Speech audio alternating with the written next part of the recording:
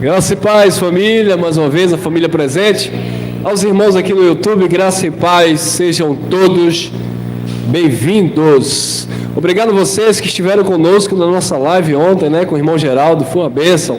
Mais uma vez, muito obrigado, meu irmão Geraldo e todos os participantes, tá bom? Próximo sábado estaremos com André Pimentel, tá bom? Olha lá, queridos, esse é o tema. O religioso é o homem natural. O religioso é ele que é o homem natural, que a Bíblia fala. Por que eu estou falando isso? Porque nós fomos instruídos, eu acredito que você também foi ensinado desta forma, os líderes religiosos, os pastores, toda classe de liderança, na escola dominical, nós aprendemos isso, que quando se tratava do homem natural, geralmente eles apontavam para aqueles que não faziam parte de uma comunidade, de uma instituição. Então, o que é o homem natural para alguém que faz parte da religião? É aquele que não faz parte daquele clube. Então, eles dizem assim: o homem que pula carnaval, ele não entende as coisas de Deus. O homem mundano, não entende as coisas de Deus. E aí, rapaz, a gente entra até em contradição, porque tem pessoas fora deste âmbito religioso que compreende muito mais a Bíblia do que quem está dentro dele. Existem pessoas fora das chamadas igrejas que amam muito mais a Deus do que quem está dentro das chamadas igrejas. Então, um exemplo que eu vou dar, não é porque todo mundo que nos acompanha, que se reúne conosco, conhece a mensagem da graça, que significa que todo mundo é espiritual, que significa que todo mundo ama a Deus. Não, como eu falei na mensagem aqui anterior, quando Deus olha para mim e para você, Deus não vê a sua prática religiosa. Deus não fica preso porque você vai no altar depositar os dízimos. Cristo não se impressiona porque você está fazendo jejum. Isso é coisa da religião. O religioso, ele faz 3 dias de jejum. Quando ele chega na reunião no domingo, ele já diz que está pisando em brasa viva. Ele diz que está cheio da glória. Mas aquilo é uma coisa da cabeça dele, porque diante de Deus, o jejum dele não importa. O que importa é o coração, a mente. Se ele ama a Deus, se ele se dedica a Deus, se ele de fato teme a Deus, é isso que importa. Mas é porque os meus joelhos estão cheios de calos, porque eu pago o preço às madrugadas. E daí? E daí? Deus não olha isso. Lembra do religioso que subiu ao templo para orar? Ele batia no seu peito e dizia: olha, Senhor, eu jejuo 3 vezes na semana, eu dou dízimo de tudo que eu possuo, e graças a Deus que eu não sou como esse pecador. Aí o publicano, pecador, aquele que ele julgava ser um homem natural, desprovido de Deus, o homem nem conseguia levantar os seus olhos ao céu, não se achava digno. E ele declarou a sua fragilidade, os seus erros. E aí Jesus dá uma lição ali, Quem desceu justificado? O religioso que batia no seu peito, que orava, jejuava e dava dízimo? Ou o pecador que reconheceu a sua fragilidade e dependia da graça de Deus? O outro desceu justificado. E o religioso? Não, mas o religioso, ele achava que o homem natural era aquele que estava ali. Então nós fomos ensinados desta forma, e eu aprendi desta forma. Então, se eu estava na igreja todo domingo, toda segunda, quarta e sexta, domingo e feriado, eu achava que o homem natural é aquele que não entrava na congregação, é aquele que não aceitou Jesus. Então eu dizia assim: esse homem é homem natural, é por isso que a gente prega que ele não entende. Mas essa concepção está errada. Volta a repetir. Tem pessoas fora do âmbito religioso que ama a Deus, que conhece muito de escritura e entende muito mais do que quem está dentro da religião. É uma verdade que dói, porque principalmente para os religiosos, porque eles não aceitam isso. Como assim? Mas eu renunciei toda a minha vida, eu renunciei o meu mundo e agora eu vivo para Deus. Você vive para Deus, mas você pensa como um homem natural. E o que é pensar como um homem natural? É não compreender as coisas de Deus, porque Deus não se discerne no campo natural. Deus é espírito. Então vamos lá. Então o religioso abençoado, ele é o homem natural. Ele é o homem natural. Olha aí, presta atenção. 1 Coríntios 2,9. Para quem Paulo está falando? É a primeira pergunta que eu quero falar aqui. Quero perguntar, né? Para quem Paulo está falando? Para uma comunidade cristã, para o povo de Corinto. Ou seja, Paulo está falando aqui para um grupo, a igreja, os irmãos que se reuniam em Corinto. Então, observe que Paulo não está se referindo ou se dirigindo a alguém fora. Eu vou falar bem o nosso português. Paulo não está falando para alguém fora da igreja. Paulo estava falando para as pessoas da igreja. É claro que eu não coloquei aqui até para não estender muito, mas observe que a carta de Paulo aos Coríntios, ela é uma carta de exortação. Os capítulos desta carta se desenvolvem em repreensão do apóstolo Paulo. Você vai ver no capítulo 2, Paulo falando do homem natural, e nós vamos chegar lá. Você vai ver no capítulo 3, aliás, já começa no capítulo 1. No capítulo 1, Paulo disse que a pregação era loucura, porque os judeus buscavam sinais e o grego sabedoria. No capítulo 2, Paulo fala do homem natural. No capítulo 3, Paulo diz que os coríntios eram carnais. E aí você vai vendo os capítulos a seguir. Capítulo 5, havia uma situação de prostituição, onde o jovem se relacionava com a sua madrasta, com a esposa do próprio pai. E isso na igreja, tá? Olha o que é o homem natural, dentro da igreja, da comunidade. Não era quem estava de fora. Você vai ver no capítulo 7, Paulo falando acerca do casamento, que isso não é doutrina. Irmão, por que o Senhor não prega sobre casamento? Eu prego sobre evangelho. Ali foi uma situação à parte que Paulo teve a necessidade de falar acerca do casamento, porque eles não estavam se entendendo. Aí Paulo teve que dar uma lição acerca do casamento, mas não era uma doutrina, foi um conselho. No capítulo 8, Paulo vai falar de idolatria, que os deuses nada são, e a carne sacrificada ao ídolo, o ídolo nada é, que só existe um Deus no mundo, etc, etc, etc.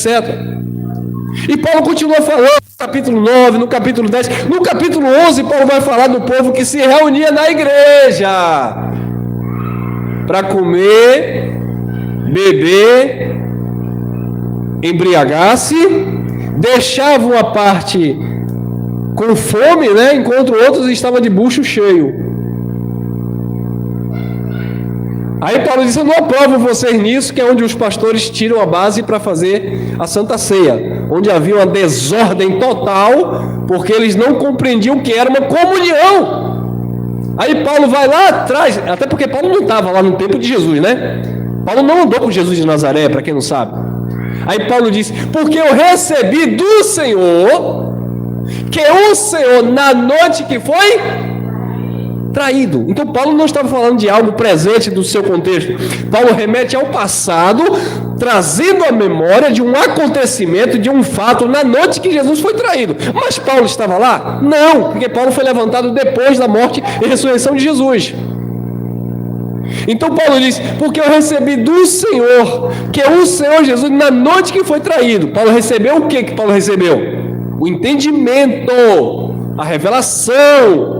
Paulo tinha um conhecimento de que Jesus, na noite que Jesus foi traído, Jesus pegou o pão, deu graças, partiu, deu aos judeus, os discípulos, os 12 que estavam ali, né? Tem aquela situação toda, que ele pegou um pedacinho e deu na boca de Judas e avisou a todo mundo que era o traidor. Mas os discípulos também não entenderam nada na hora. Então Paulo, ele traz à memória aquele acontecimento, que na noite que Jesus foi traído, o sentido da comunhão era tão forte, que mesmo Jesus sabendo que Judas era o traidor, ele não fez distinção. Jesus poderia dizer, não, eu não vou contar para Pedro, eu não vou contar para Tiago, eu não vou contar para João.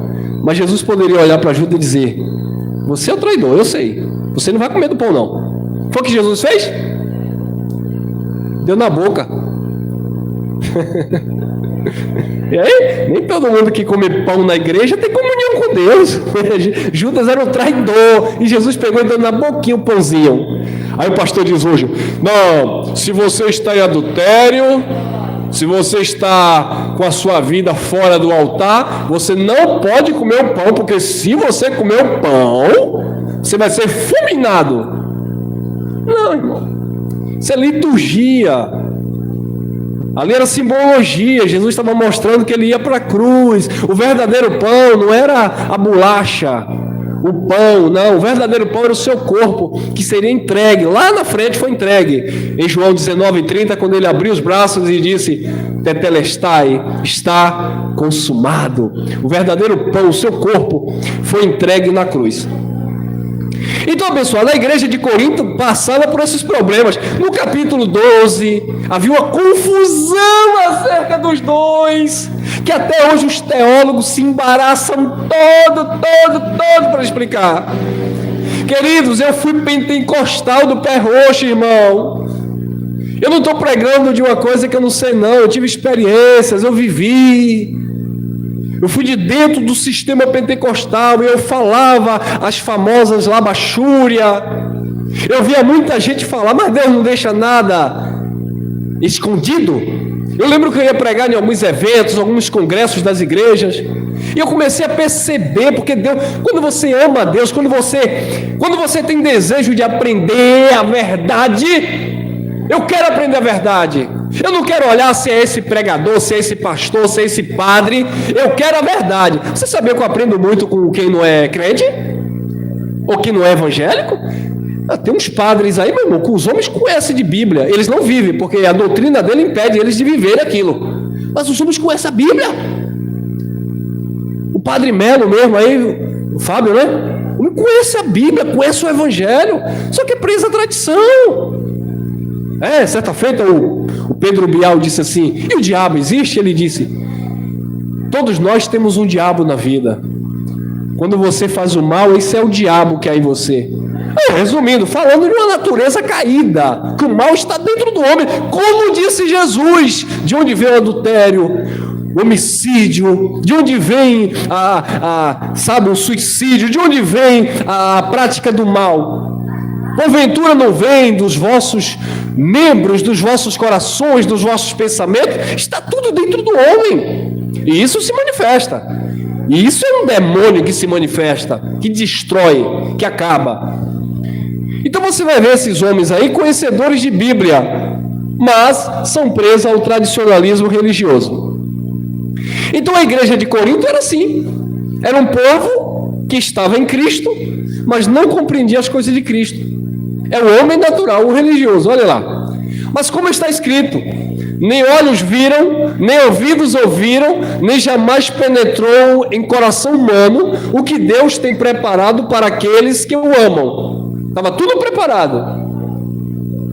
Eu já ouvi pregação de líderes religiosos dizerem que isso aqui é coisas que vai ser manifestado no céu.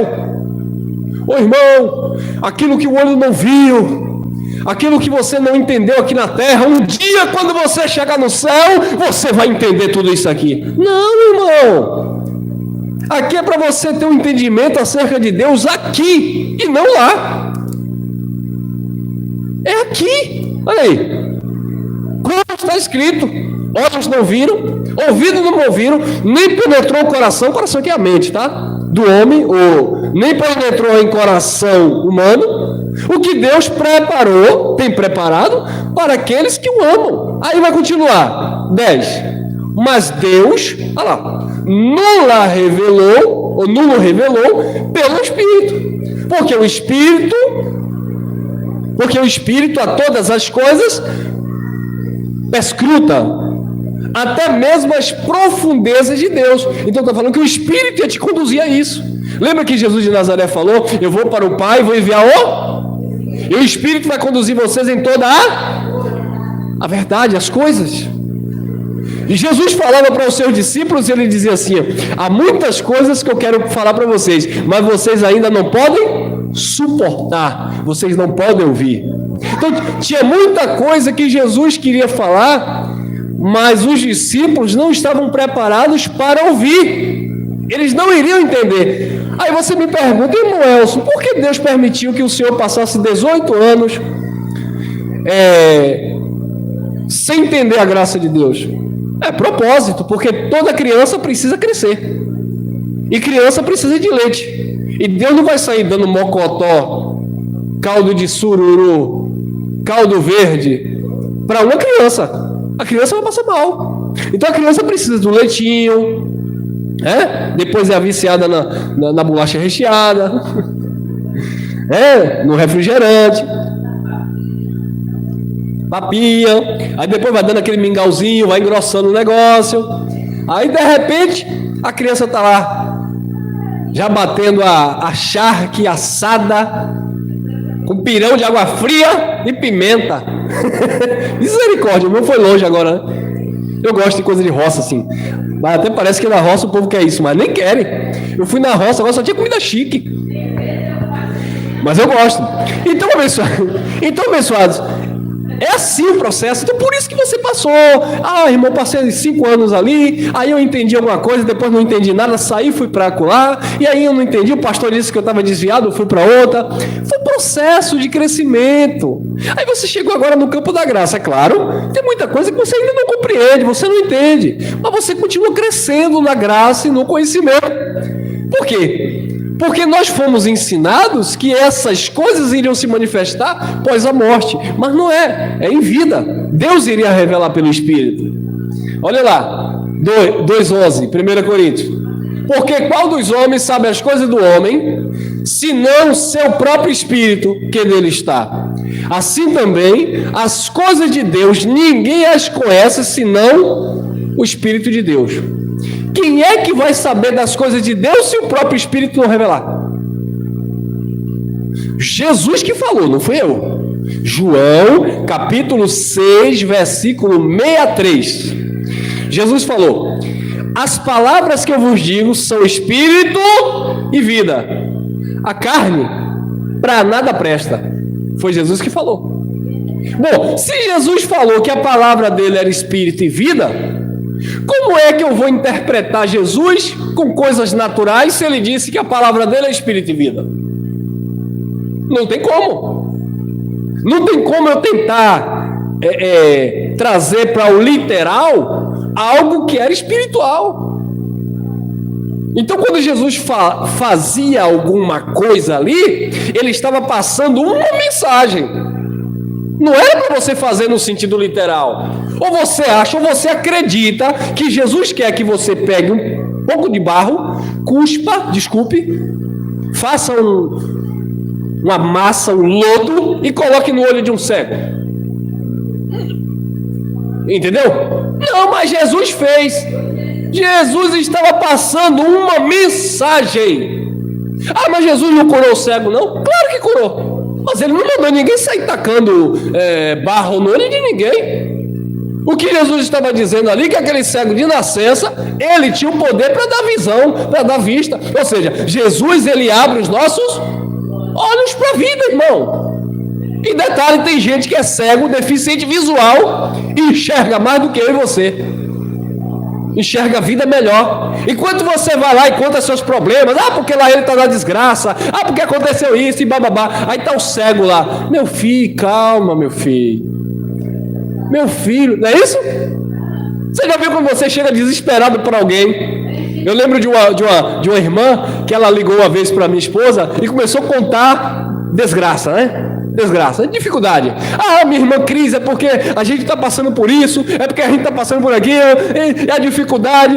Aí minha esposa deu risada e ela não entendeu. A minha esposa disse: agora deixa eu falar minha versão. o nosso apartamento pegou fogo, a gente teve que sair correndo do prédio. Elcio desceu a escada com Safira no colo, acho que tinha 1 ano e pouco. No mesmo momento que eu desci a escada com minha filha no colo e o incêndio tomou no prédio, tá a minha esposa com a minha mãe que trincou a coluna no hospital aqui no Melandro, né? E aí eu fiquei desempregado porque o patrão fez uma ameaça: você tem que deixar esse ministério aí que eu quero que você faça hora extra até mais tarde. Eu disse que não ia fazer porque tinha horário, tinha compromisso com pessoas. Aí quando minha esposa começou a contar a situação, ela disse: me perdoe, eu liguei para te contar um problema, mas à vista do seu problema, o meu não é nada. Entendeu, abençoado? Então tem gente que enxerga, mesmo sendo cego, enxerga muito melhor do que quem tem 2 olhos assim, e fica olhando para a vida dos outros, ó. Isso é um homem natural, embora ele seja religioso. Ah, mas eu tenho 30 anos de igreja, e daí? Por que não consegue entender, abençoado? O que a teologia da prosperidade faz hoje? Acaba com o povo de Deus. Você que entrou aqui nesta manhã, eu declaro sobre a sua vida uma prosperidade, um tempo novo. Eu declaro sobre a sua vida casamento próspero, casa, carro. Eu declaro sobre a sua vida uma vida financeira próspera. E aí isso mexe com o seu emocional. Você começa a se arrupiar, irmão. Isso é fácil, é tática. Isso está aqui, ó. Está aqui, viu? Está aqui, eu vou falar. Eu declaro sobre a sua vida a cura, levanta a mão, receba, balança a chave aí, é profético na tua vida, e o povo começa a ser emotivo, motivacional. Está assim, ó. Isso enche igreja, irmão. Isso manipula as mentes, irmão. Vai falar a verdade? Falar a verdade não agrada.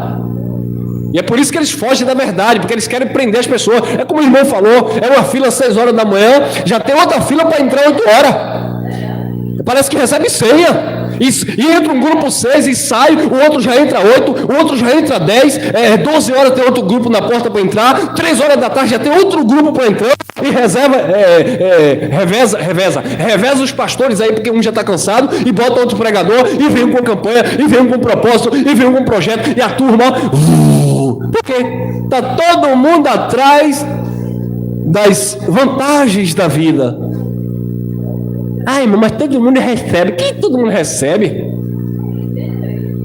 Eles ensinam, que isso não é ensinamento. Eles fazem essas manobras aqui, levam para a tua mente e depois manda você dar duro, trabalhar para trazer para a igreja, para dizimar, vai vender geladinho, vai vender picolé, sacrifica no altar, depois eles mesmos tomam tudo, ó.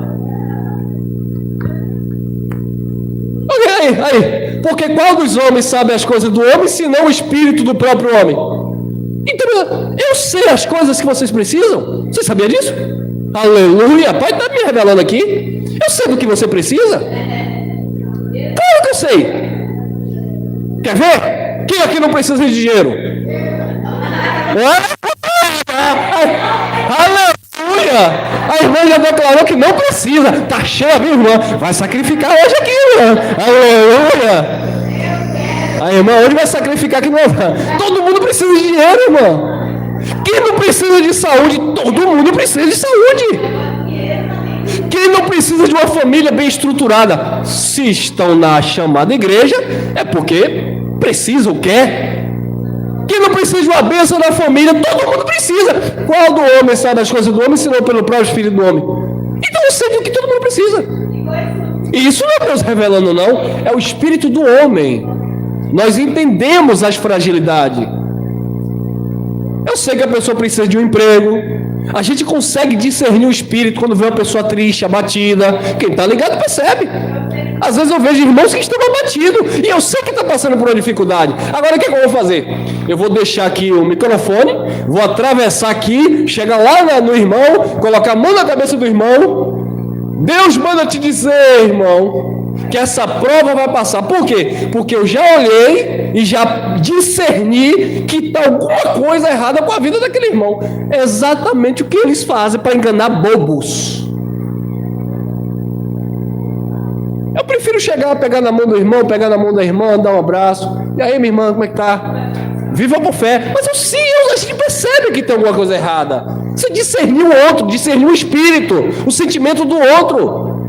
Agora, se eu quero fazer disso uma religião, uma doutrina, aí eu saio declarando, meu irmão.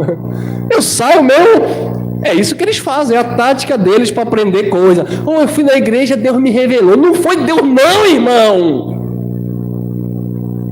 Você tem que ir em um lugar para Deus te falar alguma coisa? Não existe isso. E como é que Deus vai falar uma coisa para você se você já sabe? Agora, faz sentido? É Deus revelando na minha igreja que eu estou triste? Se tu está triste, Deus precisa te revelar. Não, Deus revelou na igreja que eu estou passando por uma dificuldade e Ele vai mudar meu cativeiro. Nossa! Qual do homem sabe as coisas do homem, senão o espírito do próprio homem? O seu próprio espírito que nele está. Então nós sabemos as coisas do homem, irmão. Assim também, as coisas de Deus, ninguém as conhece, senão o Espírito de Deus. Então, coisas naturais e coisas espirituais. E Paulo estava falando isso para uma comunidade cristã. Olha aí, 12. Ora, nós não temos recebido o Espírito, o entendimento do mundo, e sim o Espírito que vem de Deus. Para quê? Conheçamos o que por Deus nos foi dado com o preço que eu paguei. Gratuitamente. Gratuitamente. Eu não paguei nada. Mas o Espírito de Deus, o conhecimento de Deus chega na minha vida por graça. Não é porque eu jejuei, não é porque eu consagrei, não é porque eu dizimei. Não, gratuitamente. Eu não fiz nada, Deus me deu. Irmão, você fez o que para aprender a pregar a Bíblia? Não sei, Deus me deu. É Deus que deu. Queridos, eu não condeno de hipótese alguma aquele que prega porque não sabe, que está na ignorância. É por isso que quando eu falo aqui, a nossa luta não é contra a carne, contra o sangue. Quando nós falamos que é contra os principados, é quando Paulo falava que a luta de Paulo não era contra os irmãos ignorantes que estavam atacando pedra em Paulo. Não era contra os irmãos ignorantes que queriam matar Paulo. Era contra os cabeças, os governantes, os principados. E quem eram eles? Os sacerdotes, os líderes da comunidade, os anciãos antigos, que em Atos 15 queriam obrigar Paulo a praticar a lei de Moisés, a circuncidar. Até os próprios apóstolos que disseram: olha, rapa a cabeça, faça voto, porque estão dizendo aí que você é contra a lei. Aí Paulo teve que rapar a cabeça, entrar no templo e fazer de conta que estava fazendo sacrifício a Deus, quando na verdade Paulo sabia que aquilo ali não significava nada. Era só para não ser perseguido antes do tempo.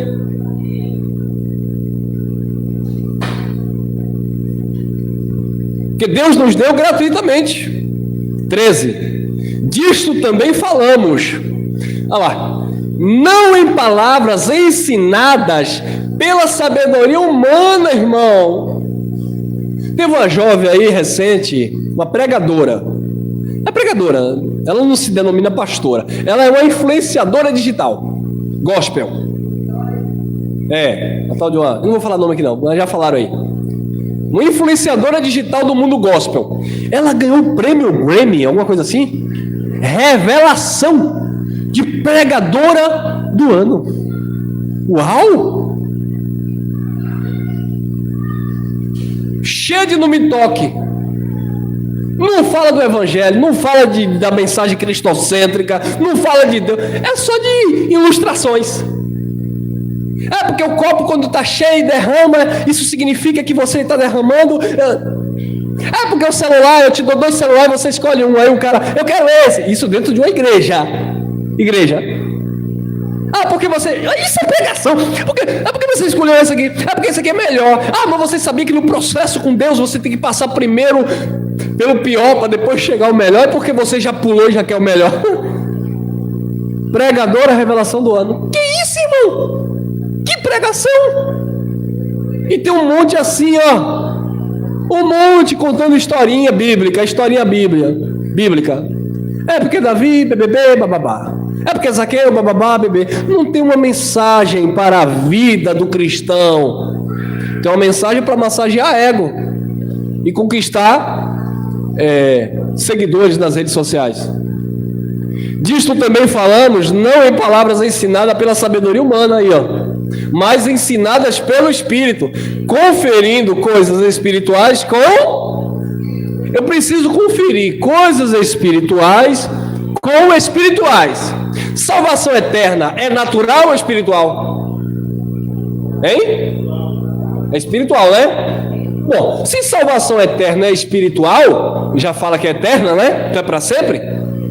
Então eu preciso comparar coisas espirituais com as espirituais.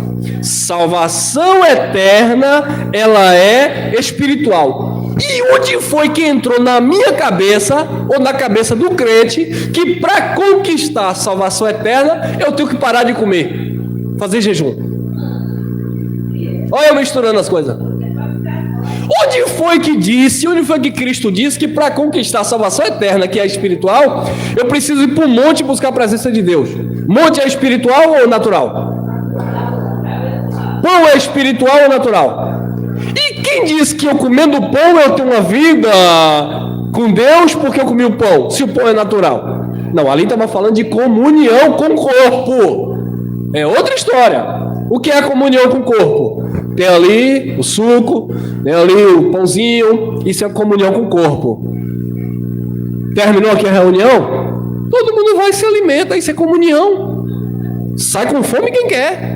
Isso é comunhão, coisa que não acontecia nos Coríntios. Então era isso que Jesus estava ensinando, coisas normais da vida. Atos 4 dos apóstolos diz que todos os dias eles estavam juntos em oração e no partido, e não havia entre eles necessitado algum, porque eles compartilhavam. O que é isso?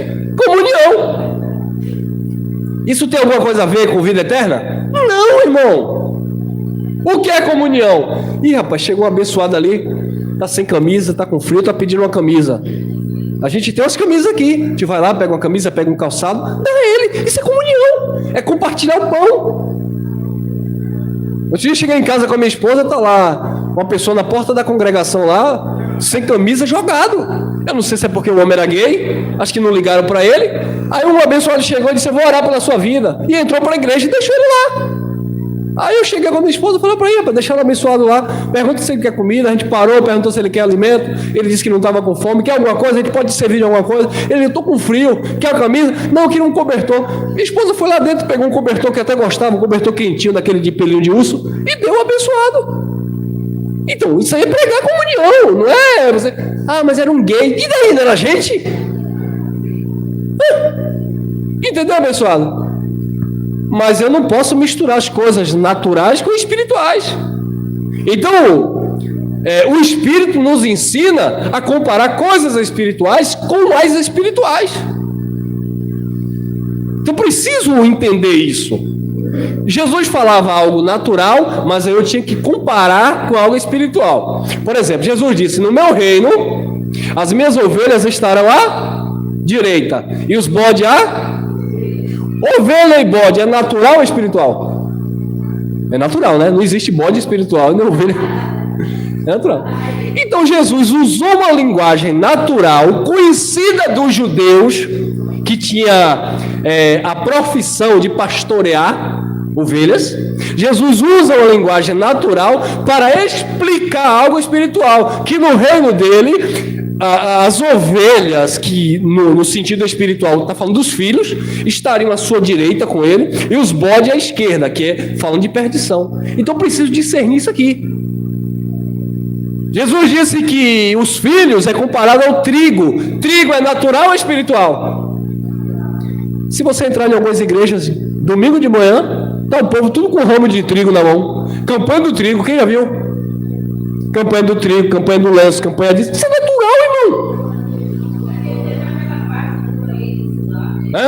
Campanha da palmeira, campanha do chá, campanha do sal, campanha da rosa, campanha da caneta azul.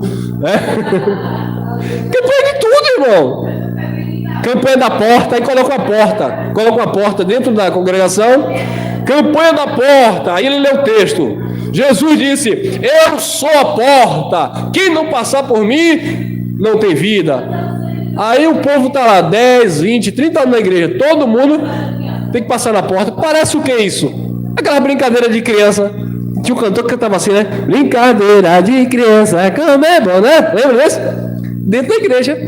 Todo mundo passando na portinha. Aí quem tá de fora olha e diz assim, esse povo é maluco. Olha o povo brincando de ciranda, cirandinha. Eu digo isso porque eu fiz parte. 7 voltas na muralha de Jericó. Quem já fez? Aí na igreja era 7 domingos para rodar a muralha, para a muralha cair. Aí o pastor fazia o culto, quando terminava o culto, pegava os obreiros e vamos lá, 7 voltas dentro da congregação.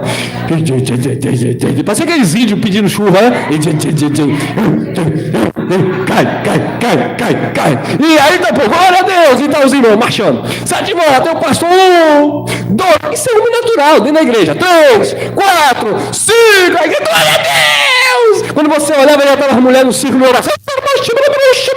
Então o irmão é sussurrado e vai puxando a fila. Aí tá lá a fita, né?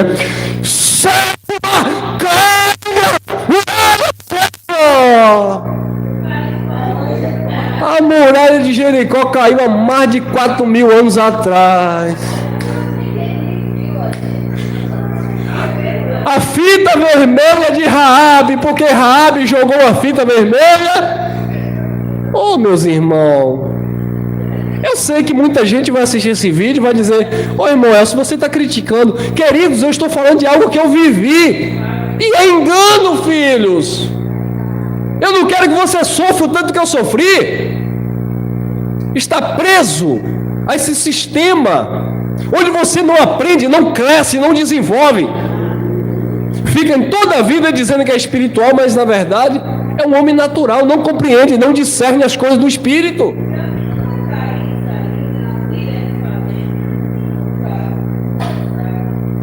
Aí detalhe, e por que eles continuam fazendo isso, irmão Elcio?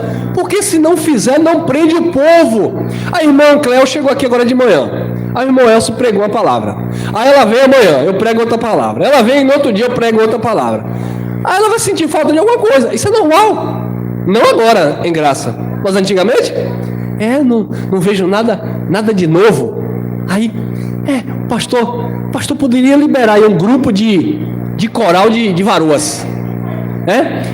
Cadê o grupo de balé da igreja? Não tem, não, Eu fui de uma igreja que tinha um grupo de balé. Meu irmão, se você quer dançar, você está ouvindo as meninas cantando aqui, quer dançar? Pode dançar à vontade, minha irmã. Nós estamos livres. Pode chacoalhar mesmo. Eu quero dançar, eu estou alegre, eu estou feliz. É porque eu sou todo duro. Mas eu estou feliz, eu estou alegre. Eu senti presença de Deus aí no meio dos irmãos. Um louvor me contagiou. Fique em paz, fique alegre. Pode chorar, pode sorrir. Mas não, na igreja tem que ter um grupo, todo mundo de roda. Um grupo, todo mundo de azul, bebê. E uma briga. Veralina brigava lá no sistema, porque ela queria roupa, todo mundo violeta. E as irmãs queriam amarelo. Aí o pastor disse, eu quero a igreja lilás. Aí a mulher do pastor disse, não, eu quero é roxa. É uma briga. O Luiz sabe disso. E outra coisa, não vem pra cá com o negócio de vermelho não, que é pomba gira. É azulzinho bebê ou é branco? Porque são pessoas naturais, estão misturando as coisas. Isso não tem nada a ver com Deus, tá? Quer fazer? Façam. Mas não vem espiritualizar não. Porque Deus vai se agradar. Não tem nada de Deus. Pastor, se você quer se vestir todo de branco, se vista. Mas não venha dizer que só porque você está de branco, você representa o espírito. E quem está de preto representa o diabo. Para isso. Até nisso tem um preconceito, né? Conferindo coisas espirituais com as espirituais.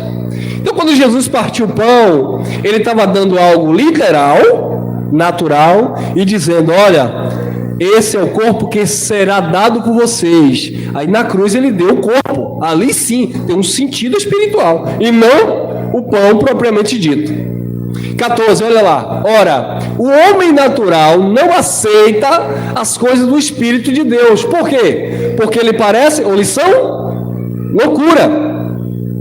E não pode entendê-las, porque elas, as coisas do Espírito, se discernem espiritualmente. Então as coisas de Deus só podem ser discernidas espiritualmente. Se você ficar tentando entender Deus no âmbito humano, você vai ter problema.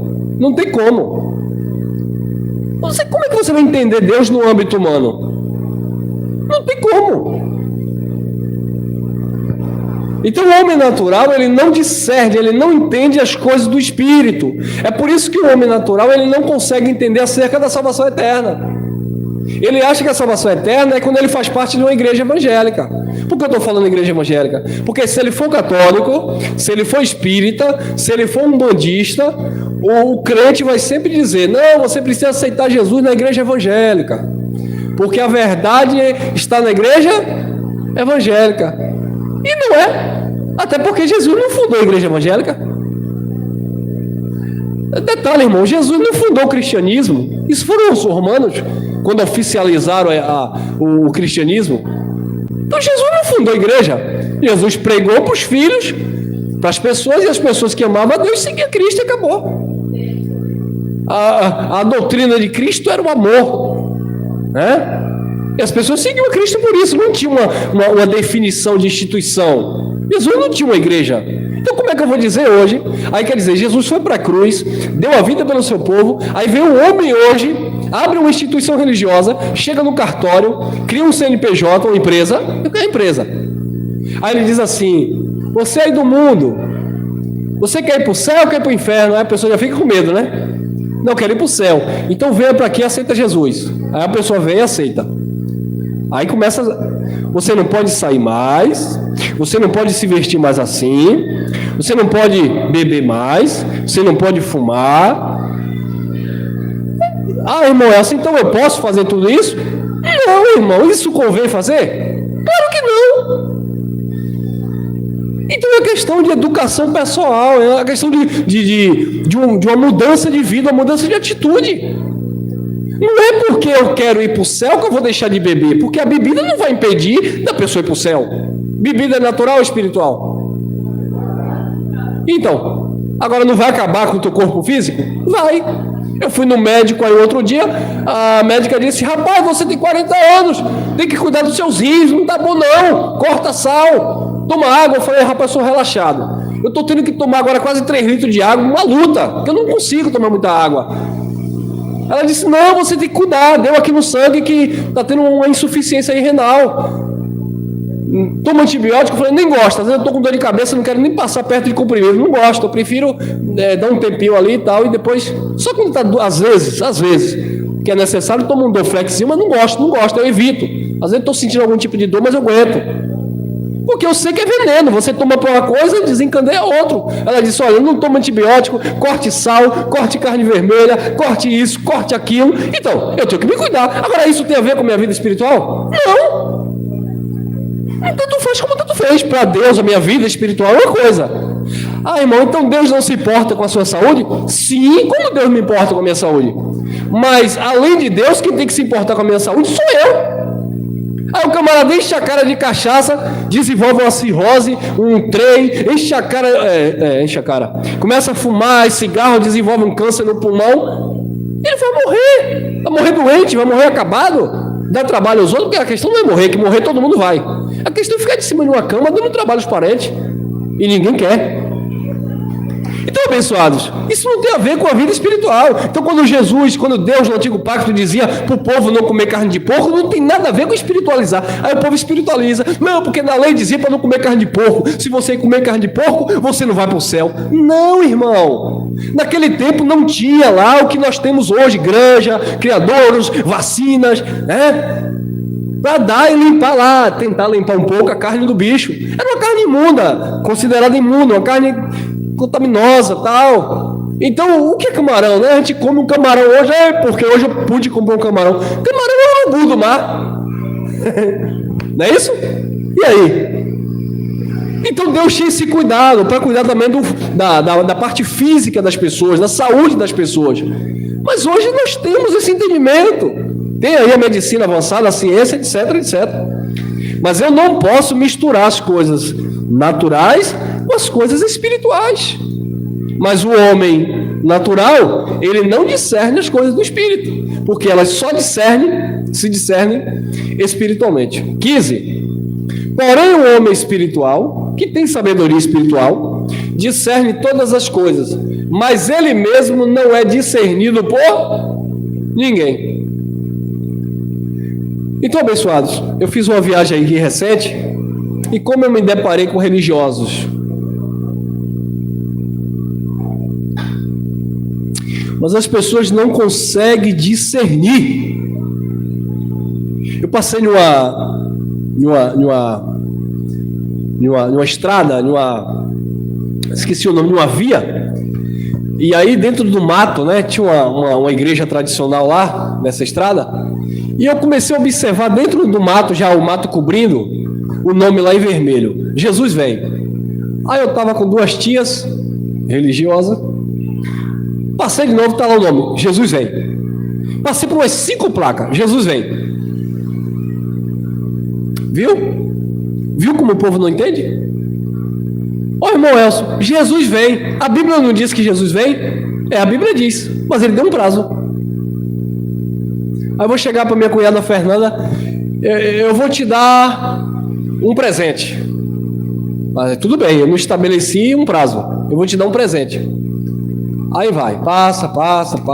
Aí Fernanda fica velhinha, já está mais velha do que eu. Aí Fernanda partiu, um exemplo. Rapaz, Fernanda morreu, um exemplo, né? E eu não dei aquilo que eu disse que ia dar. Ela morreu acreditando que eu ia dar. Assim estão os crentes. Jesus vem! A avó falou, a tataravó falou, o bisavô falou, tataravô falou. Jesus vem! A pessoa morre e Jesus não veio. Por quê? Porque Jesus disse: não passará esta geração. Mateus 24. O que é uma geração? É uma geração de vidas, de pessoas. 70 anos. Jesus estava com 33 cumprindo o seu ministério. 37 anos depois, no ano 70, a promessa se cumpre. Não passou aquela geração. Jesus se manifestou nas nuvens sobre Israel para julgar o seu povo, com poder e grande glória. Mas o povo está até hoje, 20 séculos depois, Jesus vem. Por quê? Porque não compreendeu, não discerniu. Havia uma sentença de Deus para o Egito, para a Babilônia. Isaías capítulo 13. Porque a lua se esconderá, porque as nuvens recuarão, porque as mesmas mensagens, as mesmas palavras, no mesmo sentido de Mateus 24. Porque Deus iria julgar a Babilônia. E aí, julgou ou não julgou? Porque a Babilônia não existe mais. Julgou naquela época. Assim como ele julgou Israel naquela época. Porque Jesus disse: quando vocês ver Jerusalém cintiada, cercada, sabeis que é chegado o fim. E quando foi que isso aconteceu? No ano 70 da era cristã, lá no primeiro século. O imperador Tito invade Jerusalém com 60 mil soldados romanos. Acaba com Jerusalém, mata um monte, mais de 100 mil judeus, levou uma cacetada preso. Incendeu o templo dos judeus. Então o povo, até hoje, Jesus vem, porque não entendeu que a vinda de Cristo nas nuvens era em juízo para julgar Israel. Mas não consegue discernir as coisas espirituais. Aí fica acreditando que Jesus vem no sentido literal. Não, ele vai vir. Ele já veio, irmão. Só que ele vem em forma de juízo. Sabe quando é que Jesus vem para mim e para você hoje? Quando a gente bate as caçuletas aqui e já acorda com ele. Jesus vem hoje é no sentido individual. Você tem a sua vida aqui, morreu, está com Cristo, acabou. Está na eternidade, ponto. Está com ele, já está. Mas não existe essa coisa de Jesus vir sobre as nuvens, porque era um julgamento para os judeus, assim como foi para a Babilônia, assim como foi para o Egito, com as demais nações. Mas o povo não entende. Jesus falou para o sumo sacerdote da época, não fui eu, foi para Caifás. Caifás era o sumo sacerdote da época. Jesus olhou para o sumo sacerdote e disse assim: ó, tu verás o Filho do Homem vindo sobre as nuvens com poder e glória. E agora? Caifás está vivo aí? 2100 anos depois? Esperando Jesus vir?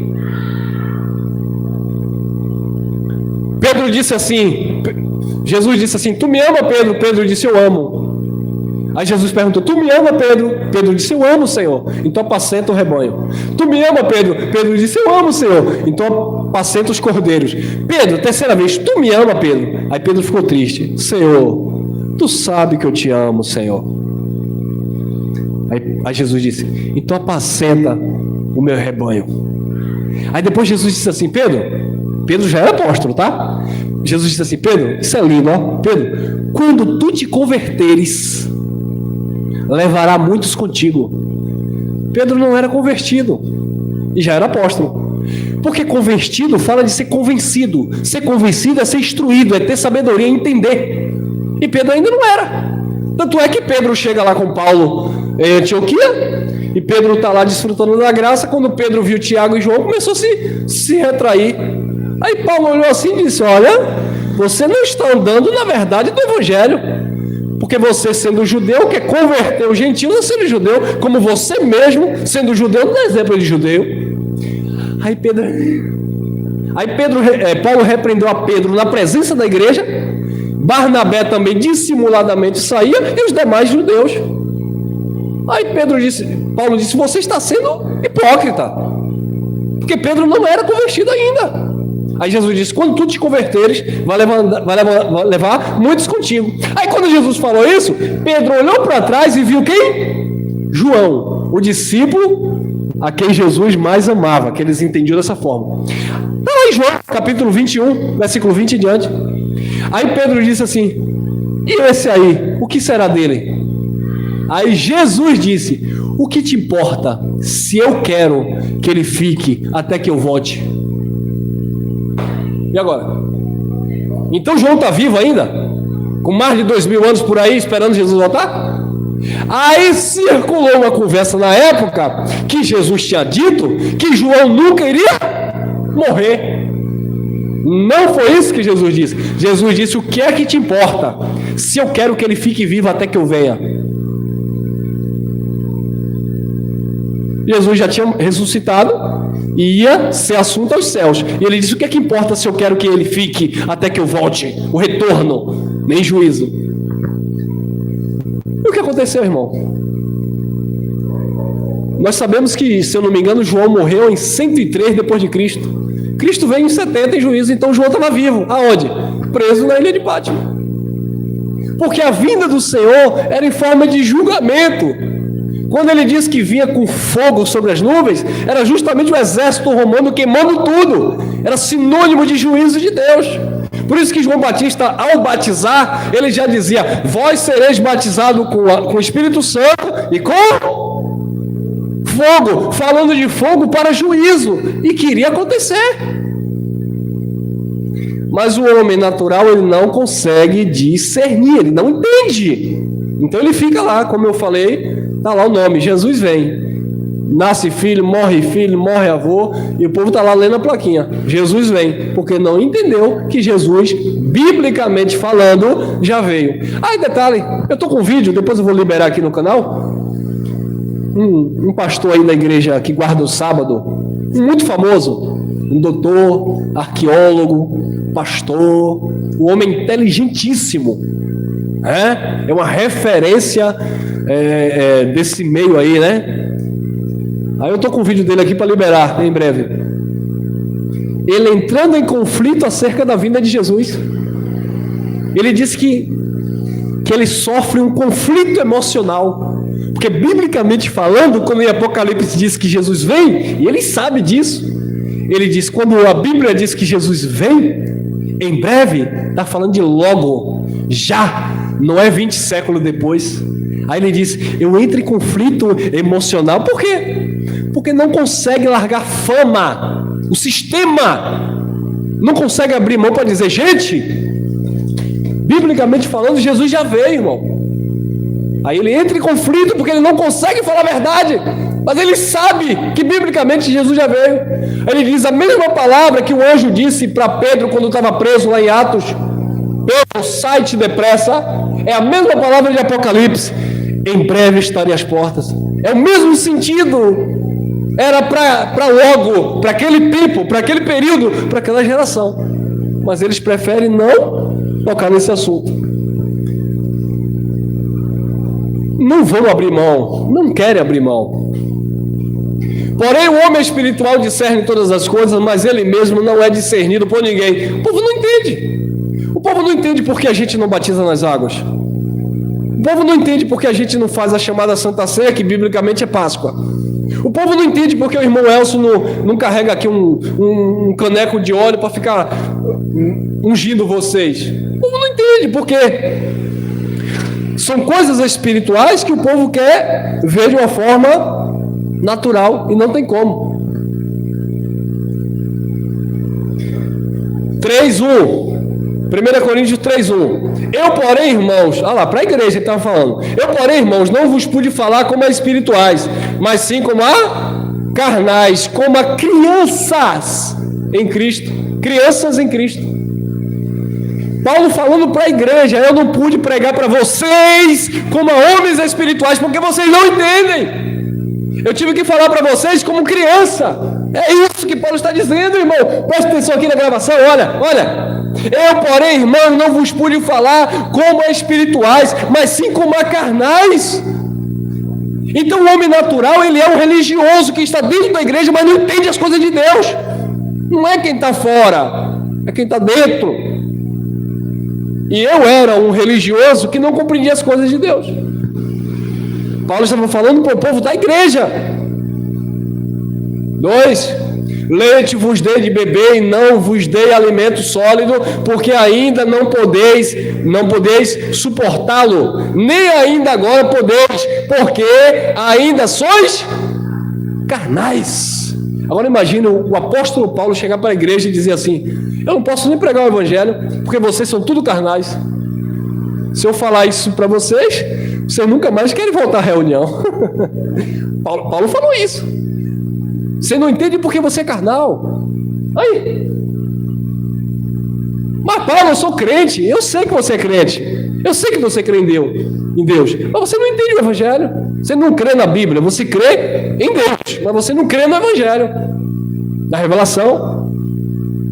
4.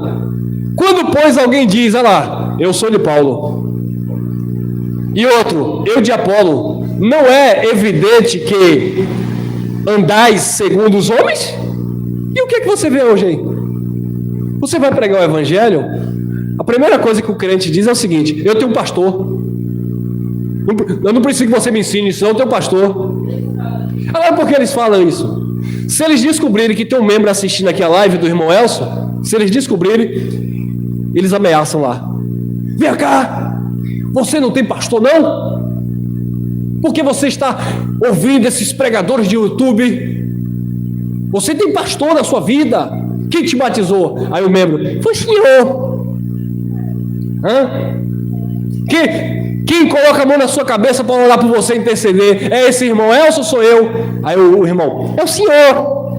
Então você tem que estar debaixo da minha cobertura espiritual e não ficar aí olhando esses pregadores de YouTube. E por que eles fazem isso? Eles fazem isso com medo das pessoas descobrirem a verdade. Eles fazem isso porque se as pessoas descobrem a verdade, não fica mais.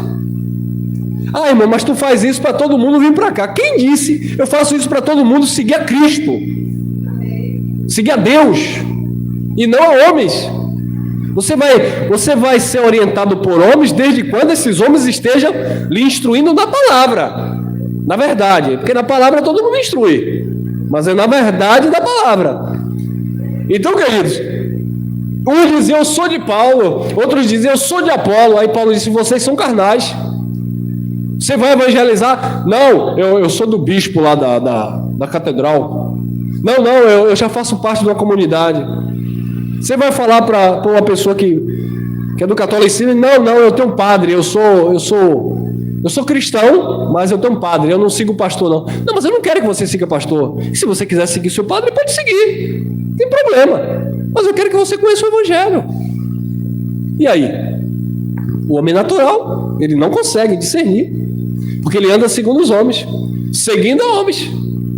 É porque aquele pastor, é porque aquele bispo, é porque aquele padre, é porque aquele líder. Não é, irmão, é o que o evangelho diz. Eu não posso, sabe, ser tendencioso. Eu tenho que ser imparcial com a Bíblia. Eu tenho que ser imparcial, pregar para você entender. E não querer que você entenda porque eu entendo desta forma. Não. Eu não tenho que pegar textos e fazer com que você acredite da forma que eu acredito. Não. Tem que pregar a Bíblia, ler e falar dela. Não isolar texto fora de contexto, etc. É uma dica que eu deixo aqui, ó. Quer aprender o Evangelho? Quer entender a Bíblia? Toda vez que você pegar uma Bíblia para ler, nunca comece a ler com uma visão religiosa. Eu vou ler como aquele pastor famoso da televisão lê, ou fala. Não, você vai aprender exatamente o que ele quer que você aprenda.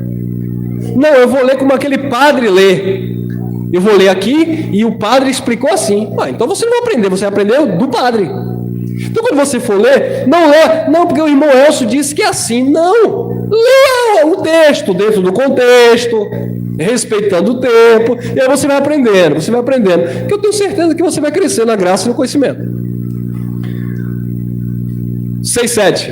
Eu plantei, Apolo regou, mas o crescimento veio de quem? De Deus, de modo que nem o que planta é alguma coisa, nem o que rega, mas Deus que dá o... Pronto, é Deus que dá o crescimento. Não é quem plantou, não, porque você nasceu nessa igreja, não é isso? Você foi batizado por mim, eu plantei. Aí veio outro lá e disse, não, mas foi eu que ensinei a Bíblia para você, eu sou o seu professor da escola dominical.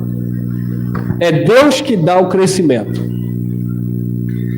2, João 3:2.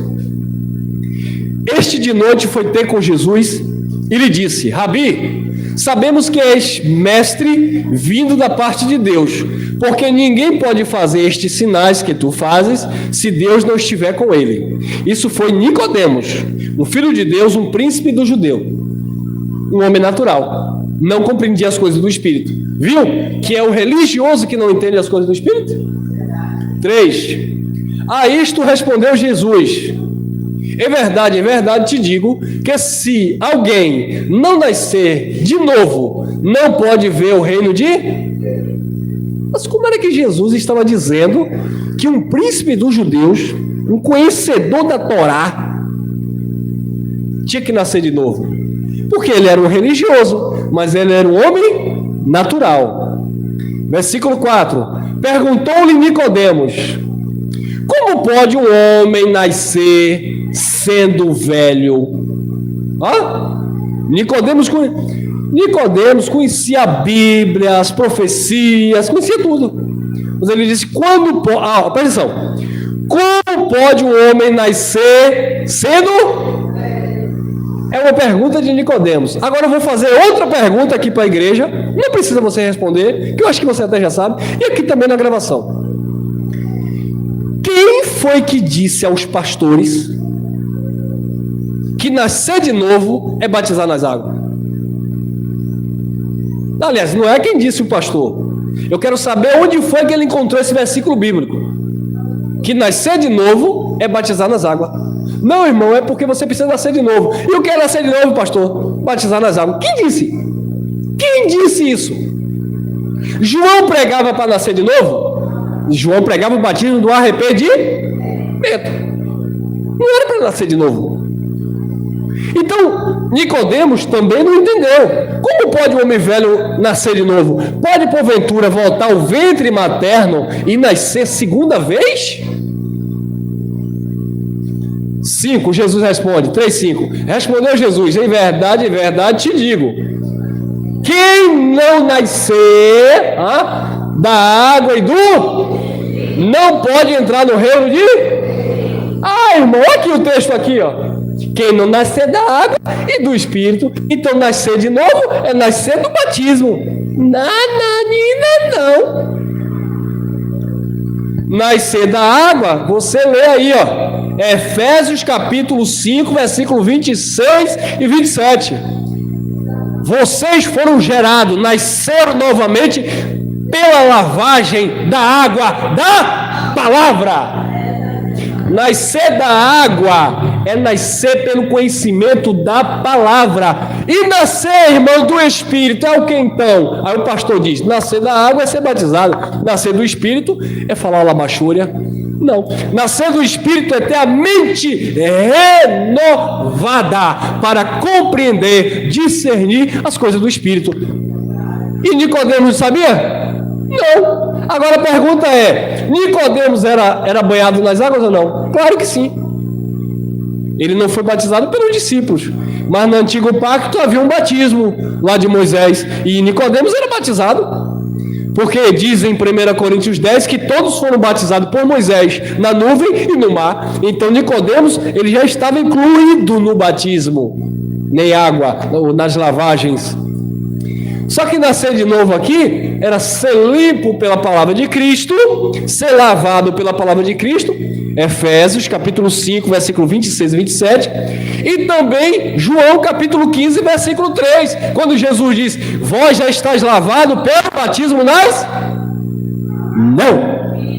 Pela palavra que eu vos tenho falado. Então a água na Bíblia é sinônimo de conhecimento da palavra, ser lavado. Nascer do Espírito é ter um entendimento renovado, mente renovada. E era isso que Nicodemos precisava, mas ele não entendia, porque ele era um religioso natural. Ele disse, eu vou voltar para o ventre da minha mãe novamente?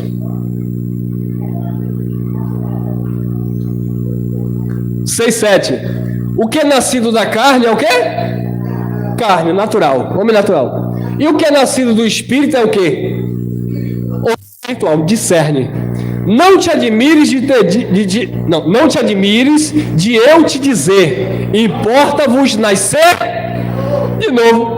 Agora, quando você vai na carta aos Efésios, no capítulo 4, o que é nascer de novo? Paulo diz, despindo da natureza do velho homem e revestindo de uma nova criatura, deixando a mentira, o engano, a concupiscência, porque nascer de novo, Paulo estava falando de uma transformação.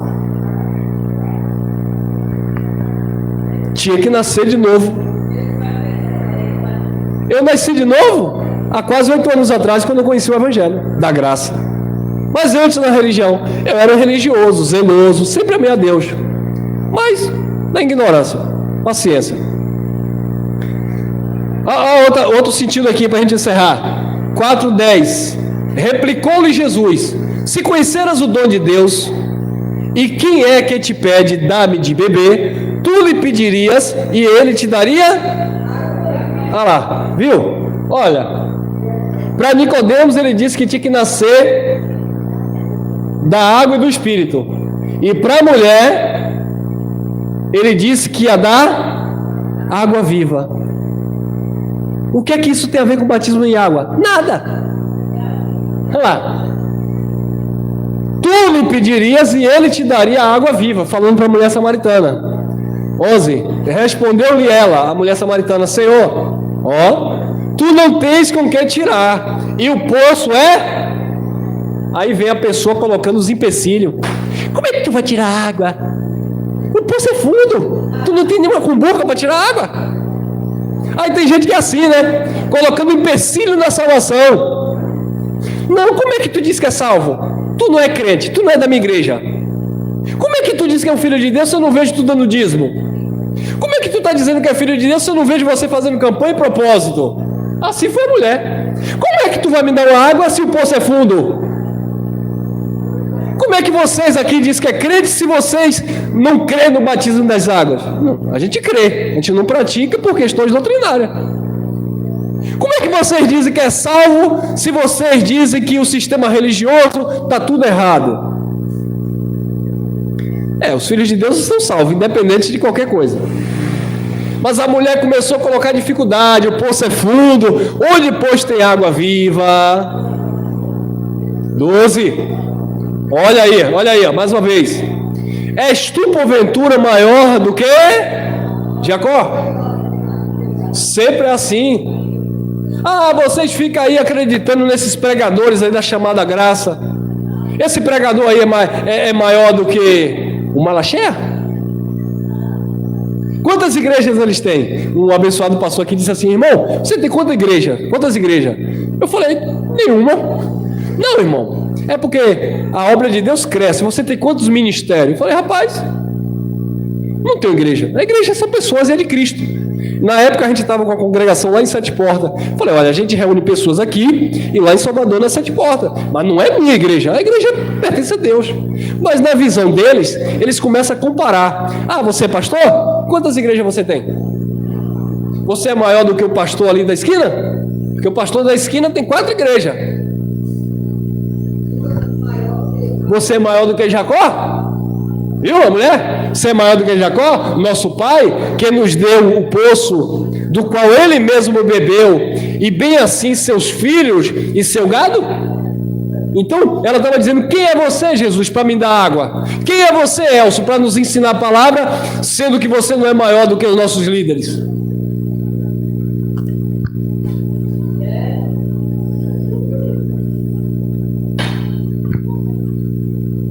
(13 e 14) Afirmou-lhe Jesus: quem beber desta água tornará a ter sede. Aquele, porém, que beber da água que eu lhe der, nunca mais terá sede. A água que eu lhe der será nele uma fonte a jorrar para a vida. Viu? Agora, como é que eu vou pegar esse texto aqui? Olha para mim. Como é que eu vou pegar esse texto aqui? Porque isso aqui é uma linguagem espiritual, eu tenho que discernir. Se a mulher estava pegando água, porventura Jesus estava prometendo para aquela mulher uma água melhor? Olha, a água que você está pegando aí, essa água é suja. Mas vem cá. Se você beber desta água, orada, consagrada, esta água aqui vai mudar a sua vida. Jesus falou isso? Não. Então eu não posso pegar um texto desse e levar para o sentido literal, porque Jesus não estava falando em um sentido literal. Jesus disse: a palavra que eu digo é espírito e vida. Aí hoje os homens pegam um copo de água, ora, em nome de Jesus, toma essa água, porque Jesus é a água da vida. Sim, mas é Jesus, não é um copo com água. Então aquela mulher, e ela era religiosa também, tá? Apesar de não ser praticante, ela disse: nós adoramos no monte, vocês adoram em Jerusalém. Aí Jesus disse: o Pai procura os verdadeiros que adorem em espírito e verdade, não no monte e nem em Jerusalém, no templo, mas a consciência pura. Então Jesus disse: eu dou a água e essa água vai jorrar para a vida eterna, falando de algo eterno, não estava falando de água no sentido literal. Mas aí os homens pegam isso aqui e inventam a campanha da água, pronto, aí é festa. 52, João 6, 52. Disputava, pois, os judeus entre si, dizendo: como pode este dar-nos a comer a sua própria carne? E agora? Então quando o pastor pega um pedaço de pão e diz assim: tomar e comer, esse é o corpo de Cristo, ele está redondamente enganado. Não, irmão, mas Jesus falou: esse é o meu corpo que será dado por vós. Sim, meus amados, mas isso foi antes da crucificação. Porque Jesus falou aquilo, mas o sentido era espiritual e não literal. Agora os pastores de hoje, eles entenderam no sentido literal, por isso que estão aí comendo um pedaço de pão. Os discípulos da época, quando Jesus deu o pão e eles comeram, eles não entenderam, eles não tinham esse entendimento que a igreja tem hoje, que aquilo ali era o corpo de Cristo. Não, eles estavam entendendo ali, que Jesus ali estava falando de uma comunhão que eles deveriam ter em torno de Cristo, só isso. Você está pensando que quando Pedro pegou o pão e comeu, Tiago pegou o pão e comeu, você está pensando que Pedro e Tiago estavam dizendo: agora eu vou comer o corpo do Senhor, como os crentes fazem hoje? De jeito nenhum. Ali era era só questão de comunhão. Jesus estava dizendo: eu tenho comunhão com vocês. Era só isso. Até porque o sentido ali era outro, era apontando para a morte. E aí, quando ele começou a falar, os judeus não entenderam nada, religiosos, tá? Não entenderam nada, começou a dizer: como é que ele vai dar para comermos da sua própria carne? Nós somos canibais? Por quê? Porque Jesus estava dizendo isso aqui, ó. 53. Respondeu-lhe Jesus: em verdade vos digo, se não comerdes a carne do Filho do Homem e não beberdes o seu... Agora minha pergunta é: onde é que entra o pão e o suco aqui? Que o pastor dá na igreja? Eles dizem que o suco é o sangue e que o pão é o corpo. Mas Jesus não falou isso. Jesus falou aqui: se não comer da carne do Filho do Homem e não beber do seu sangue, não tendes vida em vós mesmos. Mas os religiosos entenderam o quê? Que Jesus estava dizendo que tinha que comer da carne dele e beber do próprio sangue dele. E não era. Isso aqui é um conceito. Irmão Elcio, o que é beber da carne e do sangue? Vocês estão bebendo da carne, bebendo do sangue e comendo da carne de Cristo. Como? Entendendo a mensagem. Porque comer e beber aqui era compreender a obra de Deus por meio de Cristo. Era entender o propósito do sacrifício. Nós estamos aqui distribuindo o verdadeiro pão, que é a palavra e sendo ensinada. Então você está se alimentando da carne e do sangue. Não é algo literal, não é eu chamar o obreiro ali, botar um copinho de suco, pegar um pãozinho daquele e dizer: aqui é o corpo. Não. Isso aí era um ritual judaico e era cerimonial e era por um período transitório. Ele disse: fazer isso até que eu venha. Mas ele veio. Amém, abençoados? Eu sei que para alguns essas mensagens são complexas, mas preste atenção, continue nos acompanhando, que nós sempre estaremos postando mensagens para esclarecer a mente do povo de Deus. Graça e paz, graça eterna, e até o próximo encontro.